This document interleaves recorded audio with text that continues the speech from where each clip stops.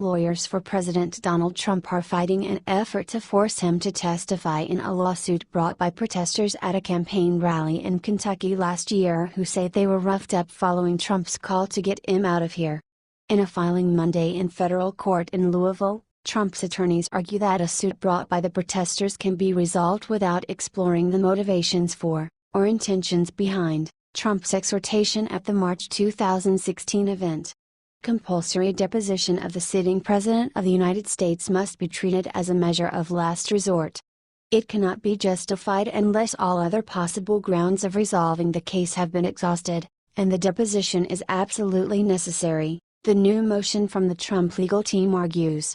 Trump's attorneys, Supreme Court litigator Michael Carvin of Jones Day and Kentucky Attorney Kent Westbury of Landrum and South, say there's no plausible interpretation of Trump's words that can be seen as urging an illegal act, particularly since he also said from the podium that day, "Don't hurt him."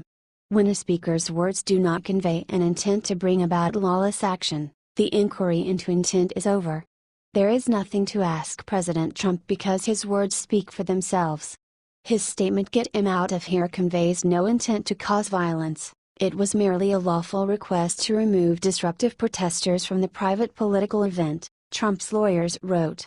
The request for a protective order to block Trump's decision is the latest tactic Trump's attorneys have used in an effort to stave off or shut down the suit three protesters filed about a month after the 2016 rally. They named Trump and his campaign as defendants, along with several other individuals, including an alleged white nationalist. U.S. District Court Judge David Hale has generally rejected those efforts, ruling in March of this year against the bulk of Trump's attempt to get the suit dismissed on First Amendment and other grounds. Trump's team also argued in a filing earlier this year that he is immune from civil lawsuits while serving as president, notwithstanding Supreme Court precedent to the contrary. Trump's attorneys also argue that he wasn't directing his comments to the crowd when he spoke of removing the protesters. One of the individuals sued in the case has filed a counterclaim against Trump, arguing that if any damages are owed then Trump should pay them. Trump's legal team has asked Hale to reconsider his ruling refusing to dismiss the case. If he won't do so, the president's lawyer wants to appeal to the Sixth Circuit Court of Appeals. However, the judge has not granted permission for such an appeal, which would typically have to wait until the case is resolved. The suit is one of several Trump's campaign is facing over alleged assaults on protesters and other activities during the 2016 race. A spending disclosure filed Saturday showed the campaign paid $538,265 to Jones Day in the second quarter of the year, up from $190,306 in the first quarter of 2017. Those figures are believed to contain the costs of fighting the protester litigation as well as legal work related to more mundane campaign-related matters.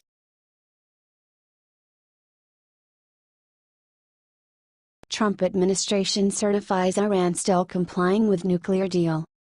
The Trump administration said Monday that it has certified to Congress that Iran is still complying with the terms of the 2015 nuclear deal, but it also promised to impose new sanctions on the country over its ballistic missile program and other alleged misbehavior. The Secretary of State and the President intend to emphasize that Iran remains one of the most dangerous threats to U.S. interests and to regional security, a senior administration official said on a conference call. The administration's announcement was part of a pattern emerging in its treatment of Iran, even when acknowledging that Iran is doing something that it wants. The administration nonetheless looks at other ways to increase pressure on the Islamic Republic. President Donald Trump has in the past bashed the nuclear deal, which was negotiated under his predecessor, Barack Obama, and he took office promising to reevaluate or possibly kill the agreement. But the latest recertification indicates that, despite the views of some hawkish Trump aides, those who favor upholding the deal have the upper hand for now.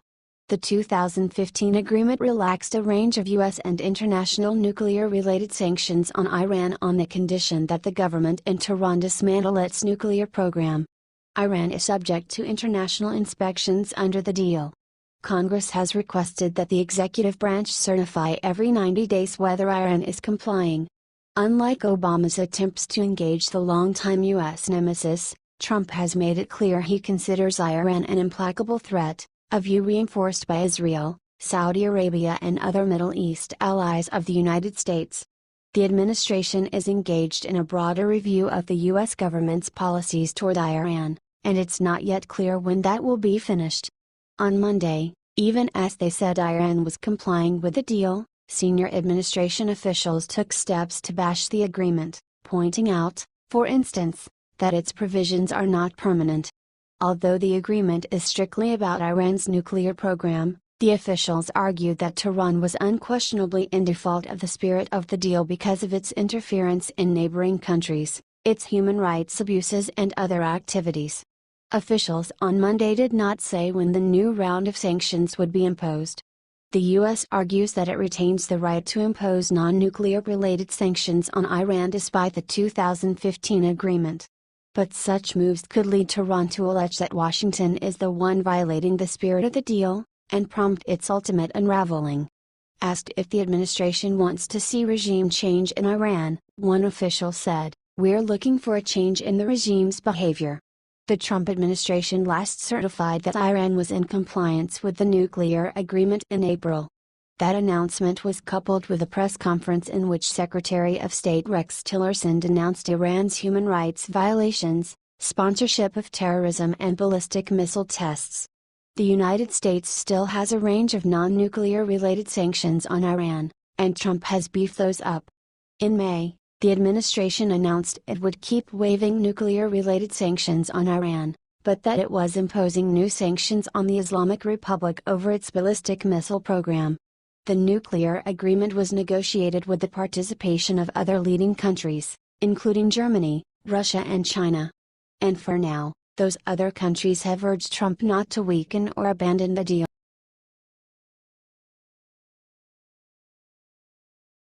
Trump's NAFTA goals draw from TPP, campaign pledges. The Trump administration on Monday released long-awaited goals for renegotiating the North American Free Trade Agreement, borrowing heavily from the discarded Trans-Pacific Partnership Agreement and putting a strong emphasis on reducing the bilateral trade deficits with Canada and Mexico. Too many Americans have been hurt by closed factories, exported jobs, and broken political promises, U.S. Trade Representative Robert Lighthizer said in a statement. Under President Donald Trump's leadership, USTR will negotiate a fair deal. The administration's decision to target trade gaps with Mexico and Canada as a negotiating goal is a significant departure from past practices. It also is one that may be hard to achieve, since many economists argue the deficit is driven by macroeconomic factors, rather than provisions of trade agreements. However, it reflects Trump's apparent belief that the United States' $63.2 billion deficit with Mexico and $10.9 billion deficit with Canada are signs that the current agreement has failed. The Office of the U.S. Trade Representative said it wanted to keep many provisions of the 23-year-old agreement while bringing it into the 21st century. The proposal aims to add rules to govern digital trade, state-owned enterprises and currency practices.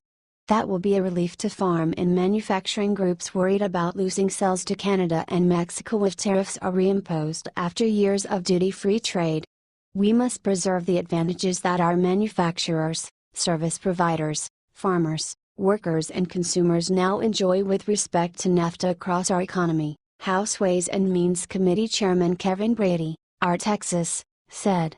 Maintaining existing benefits, plus improving our access to Mexico and Canada, will allow us to continue to create American jobs, spur economic growth and open up new opportunities for all Americans through NAFTA. The objectives also reflect Trump's insistence on reshaping the pact to try to bring back jobs to the United States.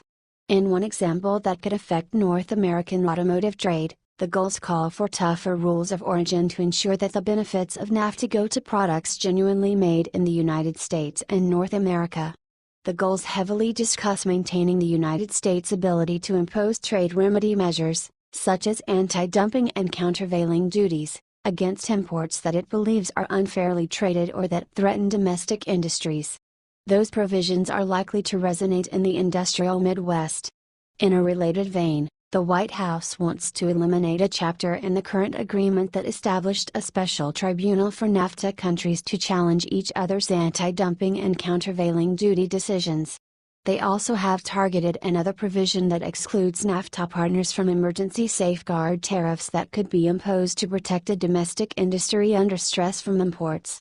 But House Democrats, who may hold the key to the fate of the renegotiated pact, blasted the objectives as overly vague and said they made it seem as though the administration is only seeking to bevel the edges of a trade pact in need of an overhaul. The summary of objectives published today raises more questions than it answers, Representative Richard Neal of Massachusetts, the top Democrat on the Ways and Means Committee, said in a statement. In certain areas, there continues to be a complete lack of clarity or specificity, suggesting the administration may not even know what it wants in a new NAFTA. Neal and Representative Bill Pascrell, DN.J., ranking member of the Trade Subcommittee, both criticized what they saw as a step to incorporate aspects of the TPP into NAFTA 2.0, even though Trump vilified the Asia-Pacific Pact during last year's campaign and pulled out of it on his third day in office. The objectives reveal an approach to trade negotiations that looks like the same, conventional approach taken in previous trade agreements, suggesting that the new NAFTA might not be new at all, Neal said. It looks as if he wants to take the contents of the TPP, a deal he rejected in his first week in office, and call it NAFTA, Pascrell added. The document does not directly address the inclusion of or any alterations to the controversial investor-state dispute settlement mechanism, which labor and environmental groups want to be dropped in any revamped deal. They charge that the system undermines the right of governments to regulate in the public interest by giving companies a special forum to challenge government decisions that they believe have adversely affected their investment in violation of the pact's rules.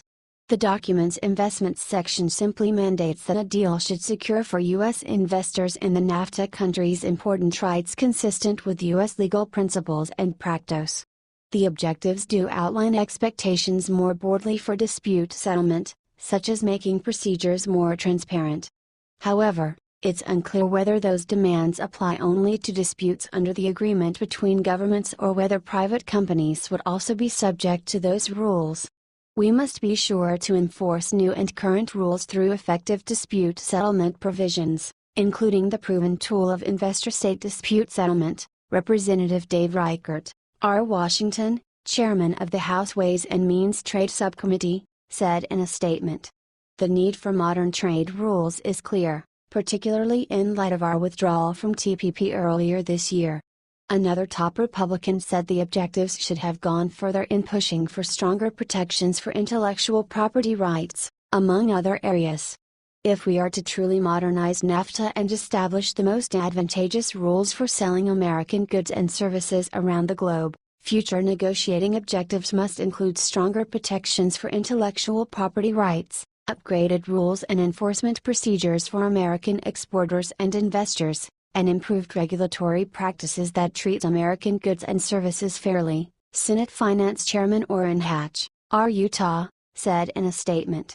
Senator Ron White of Oregon, top Democrat on the Finance Committee and a vocal advocate for implementation of stronger digital trade rules, criticized the provisions included in that area as lacking the level of ambition I would expect given the promises this president has made.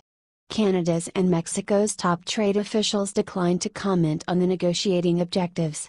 Ottawa will be ready to work with our partners to modernize NAFTA, while defending Canada's national interest and standing up for our values, Canadian Foreign Affairs Minister Chrystia Freeland said. USTR is required under U.S. trade law to publish negotiating objectives 30 days before it begins talks on a free trade agreement. The first NAFTA round is expected in mid-August, although no date or location has been announced.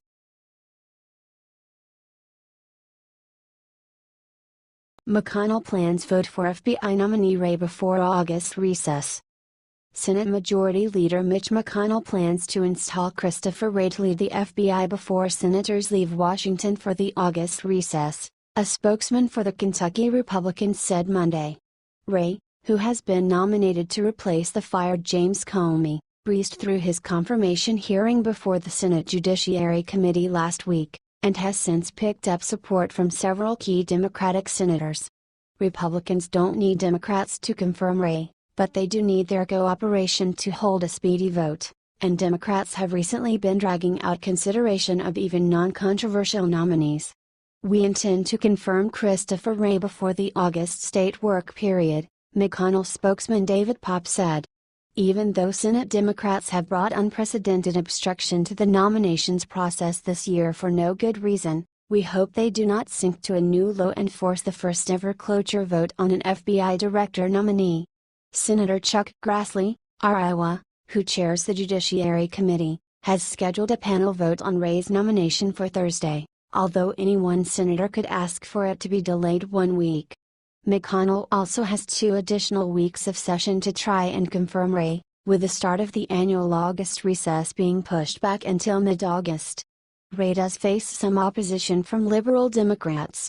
When Ray was announced as President Donald Trump's FBI pick in early June, Senator Jeff Merkley, D.R., tweeted several criticisms of the former Justice Department official, including that he is a GOP donor, represented New Jersey Governor Chris Christie during the so-called Bridgegate scandal, and that his law firm, King & Spalding, represents Trump Trust and Russian oil.